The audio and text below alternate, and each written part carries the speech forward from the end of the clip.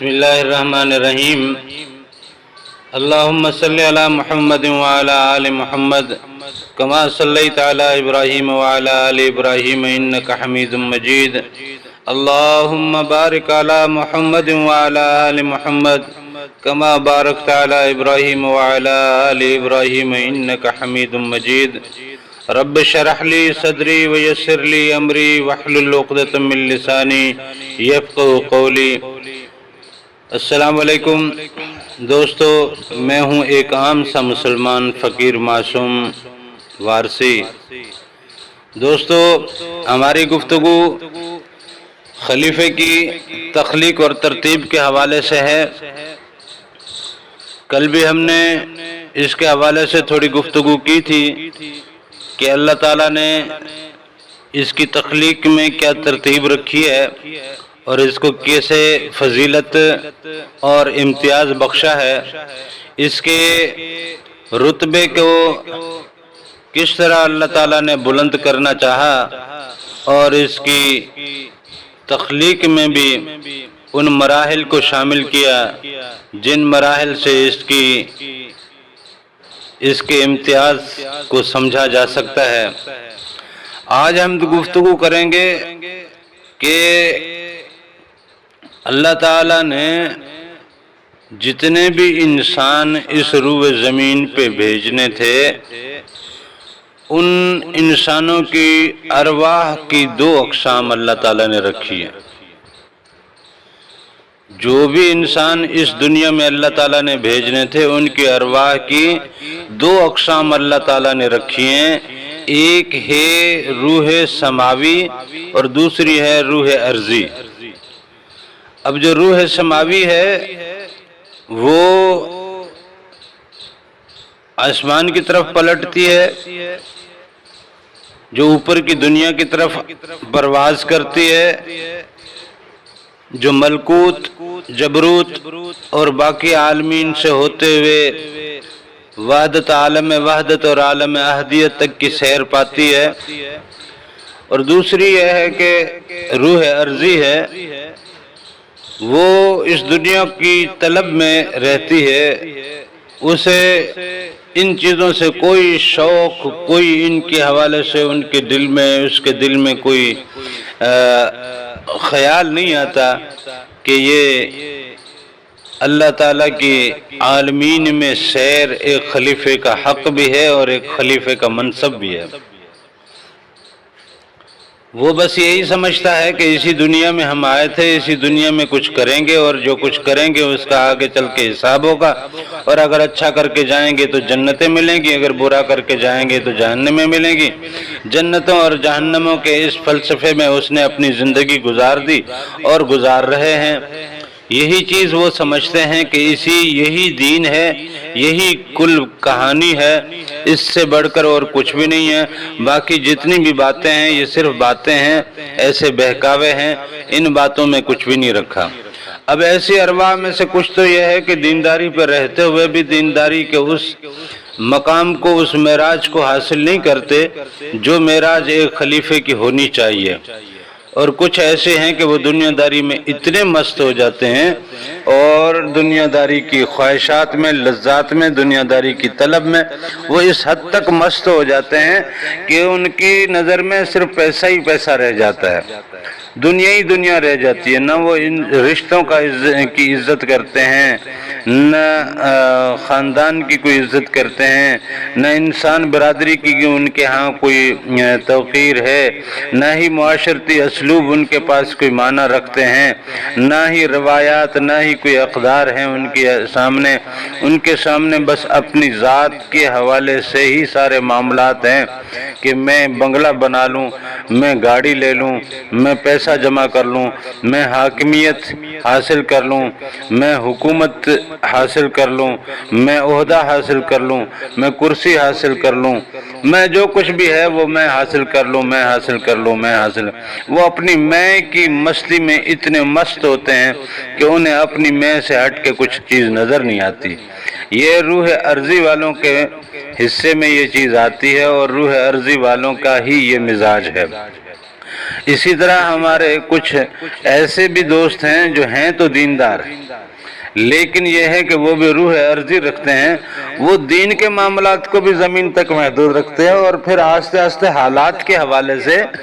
جیسے جیسے دنیا کے حالات میں سختی آتی ہے، کرختگی آتی ہے، اور ان دنیا کے حالات جس طرح شورشیں اٹھتی ہیں، ان شورشوں میں یہ لوگ بھی ان کا اعلی کار بنتے چلے جاتے ہیں، لیکن اس اعلی کاری میں یہ مذہبی رنگ کو بھی قائم رکھتے ہیں۔ جیسے آج کل سیاسی معاملات ہیں، حکومتی معاملات ہیں،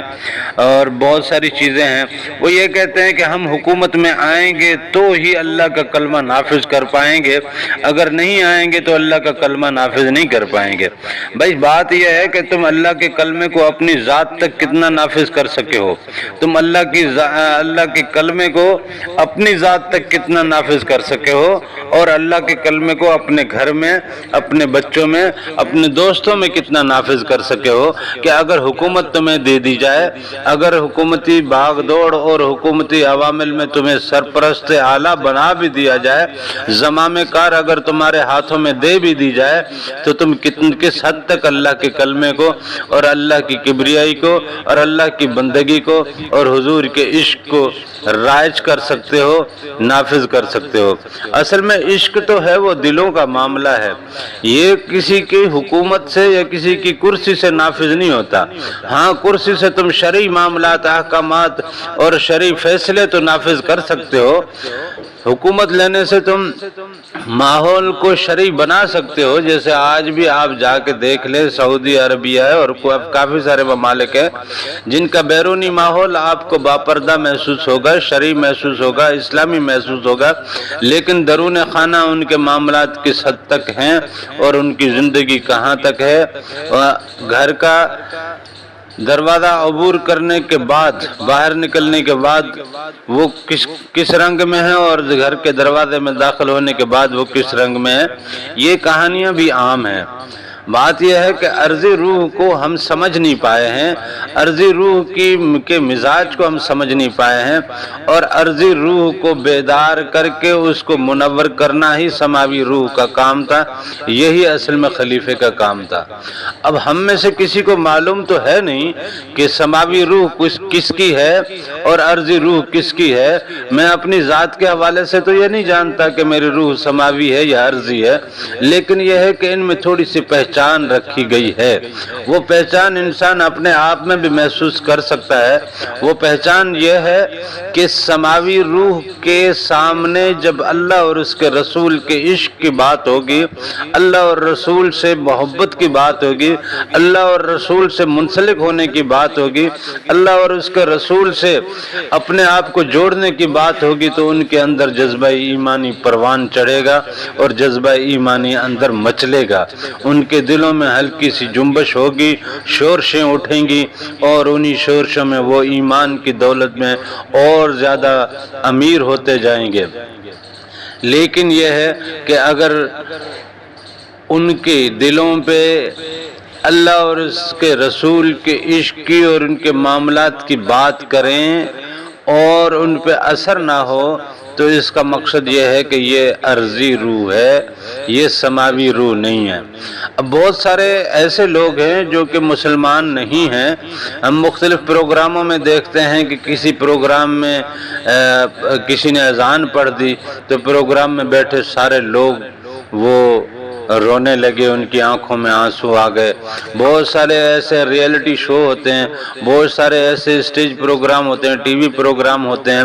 جو انگریزوں کے مختلف ممالک میں ہوتے رہتے ہیں، جہاں پہ لوگ اپنا ٹیلنٹ شو کرنے آتے ہیں، اور کسی نے ٹیلنٹ میں قرآن کی آیات پڑھ دی تو لوگوں کی آنکھوں میں آنسو آ گئے۔ وہاں بیٹھے جتنے بھی لوگوں کی آنکھوں میں آنسو آئے وہ سماوی ارواح والے ہیں، لیکن یہ ہے کہ دنیا داری نے ان کی ارواح کو بھی سلایا ہوا ہے، اور جو وہاں پہ کوئی اثر نہیں لیتے وہ عرضی ارواح والے ہیں۔ اسی طرح ہمارے ہاں جو ایمان رکھتے ہیں، جو نمازوں میں جاتے ہیں، جو مسجدیں آباد کرتے ہیں، جو قرآن پاک بھی پڑھتے ہیں، ان کے سامنے جب اللہ اور رسول کی بات ہوتی ہے تو ان کی آنکھیں نم ہو جاتی ہیں۔ تو یہ سماوی ارواح کی علامت ہے، اور جن کے سامنے اللہ اور اس کے رسول کے عشق کی بات ہو، اور ان کے عشق میں کسی قربانی کی بات ہو، اور بڑی ہی رقت آمیز اور بڑے ہی جذباتی گفتگو اگر ہو، پھر بھی اگر ان کے دل پہ اور ان کے آنکھ میں ذرا سا آنسو بھی نہ آئے تو یہ عرضی ارواح والے ہیں۔ لہذا یہ عرضی ارواح اور سماوی ارواح کی تخلیق میں ہی خلافت کا اصل راز مضمر ہے۔ یہاں سے خلافت کے معاملات شروع ہوتے ہیں، اور جن کی سماوی ارواح ہے انہی کے لیے خلافت کا منصب جو ہے وہ اللہ تعالیٰ نے انتخاب فرمایا ہے، اور جن کی عرضی ارواح ہیں ان کے لیے خلافت کا منصب جو ہے وہ اللہ تعالیٰ نے تخلیق فرمایا ہے۔ جن کی عرضی ارواح ہیں، خلیفے نے ان عرضی ارواح کو بھی منور کر کے اللہ کے دیدار، اللہ کے عشق، اللہ کے حضور کے عشق اور اللہ کے جلووں میں لے کے جانا ہے۔ یہی خلیفے کا اصل کام ہے۔ ہم دنیاوی معاملات میں دین کو بھی الجھائے بیٹھے ہیں، خود کو بھی الجھائے بیٹھے ہیں، ایمان کو بھی الجھائے بیٹھے ہیں، اور یہاں دنیا داری کی تگ و دو میں ہم دین کو نافذ کریں گے۔ حضور نبی کریم صلی اللہ علیہ وسلم نے مکی زندگی میں چاہے مدنی زندگی میں دلوں پہ کلمے کا راج نافذ کیا تھا، تب جا کے جب سامنے کوئی مد مقابل آیا تب جا کے اس سے ٹکرائے۔ کہیں معاملات ایسے تھے جہاں یہ دعوت دینے گئے اور سامنے ٹکراؤ ہوا تو انہوں نے ٹکراؤ کیا اور نافذ کیا کلمے کو۔ جس نے پھر محبت سے دعوت قبول کی تو کی، جس نے نہیں کی تو اس کے سامنے پھر گئے، اور اس نے اگر آگے سے کچھ ایسا معاملہ برتاؤ رکھا تو انہوں نے بھی اسی برتاؤ سے کلمے کو نافذ پھر کر کے دکھایا۔ لیکن یہ معاملہ تب ہوا جب دلوں پہ کلمے کا راج ہوا، جب دلوں پہ اللہ اور اس کے رسول کے عشق کا راج ہوا۔ آج ہم سیاست کی بات کرتے ہیں، ریاست کی بات کرتے ہیں، کرسی کی بات کرتے ہیں، الیکشن کی بات کرتے ہیں، انتخابات کی بات کرتے ہیں، ہمارے دلوں پہ کلمے کا کتنا راج ہے، ہمارے دلوں پہ عشق کا کتنا راج ہے، ہمارے دلوں پہ اللہ اور اس کے رسول کی محبت کا کتنا راج ہے، ہم نے کتنا اپنے اندر کو منور کیا ہے، اور اس نور کو ہم نے کتنا آگے اور کتنے عرضی ارواح کو منور کرنے کے لیے اس کو جناب کام میں لایا ہے، اور کتنا ہم نے جلووں کا دیدار کیا ہے۔ حضرت ابو حنیفہ رحمۃ اللہ علیہ فرماتے ہیں کہ میں نے اللہ کا 90 بار دیدار کیا۔ اب جب انہوں نے 90 بار دیدار کیا ہے اللہ کا تو کم از کم ایک بار تو آپ بھی کر لیں، پھر اس کے بعد نکلیں کلمے کا نافذ کرنے کے لیے، بھلے کرسی کی ہی تگ و دو کر لیں۔ یہ اصل کام ہے جو کرنا ہے، اپنے اندر کو منور کرنا ہے اور اوروں کے اندر کو منور کرنا ہے، یہ خلیفے کا کام ہے۔ ہاں، اب جب آپ اکثریت میں آ جائیں اور جب آپ اس مقام تک آ جائیں کہ ہاں اب ہم کلمے کو حکومتی لیول پہ نافذ کر سکتے ہیں تو پھر کیجئے۔ اس ٹائم تو ہر بندہ مسلمان ہے، چاہے پی پی میں ہو، چاہے نون لیگ میں ہو، چاہے تحریک انصاف میں ہو، چاہے کسی اور پارٹی میں ہو، ہر بندہ آپ سے زیادہ مومن بنا پھرتا ہے۔ آپ کس کو مومن بناؤ گے؟ اور آپ یہ کرسی کی بھاگ دوڑ میں تو جماعت اسلامی کے حوالے سے اس بات کی ہمیشہ مخالفت کرتا رہا ہوں، اور ڈاکٹر اسرار بھی اسی مخالفت میں جماعت اسلامی سے الگ ہو گئے تھے کہ حکومتی بھاگ دوڑ میں ابلیس نے آپ کو اتنا الجھا کے رکھا ہے کہ اس کے سوا آپ کو کچھ نظر نہیں آتا۔ آپ روحانیت کو بھول گئے، آپ کلمے کے نور کو بھول گئے، آپ اپنی معراج کو بھول گئے، آپ خلافت کے منصب کو بھول گئے۔ لہذا عرضی ارواح کو منور کرنا سماوی ارواح کا کام ہے، یہی خلیفے کا کام ہے۔ جزاک اللہ۔